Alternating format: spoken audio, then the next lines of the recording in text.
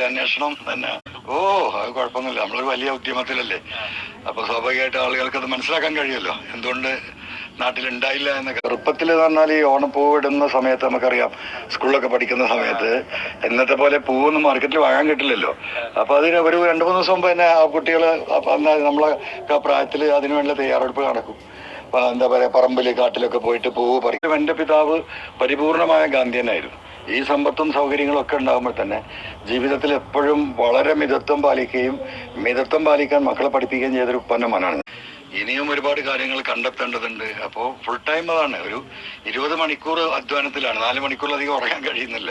തല പുകയ്ക്കുക. പറഞ്ഞതുപോലെ നമ്മൾ പറഞ്ഞ കാര്യങ്ങൾ അത് തെളിയിക്കാൻ ഇനിയും ഒരുപാട് തെളിവുകൾ കൊടുക്കേണ്ടതുണ്ട്. ഇനിയും ഒരുപാട് കാര്യങ്ങൾ കണ്ടെത്തേണ്ടതുണ്ട്. ഞാൻ കണ്ടത് ഏറ്റവും ഭംഗിയായിട്ട് വലിയൊരു എഫേർട്ട്, എന്താ പറയാ, റിപ്പോർട്ടർ TV ഓണം വലിയൊരു ആഘോഷമാണ്. അതെ.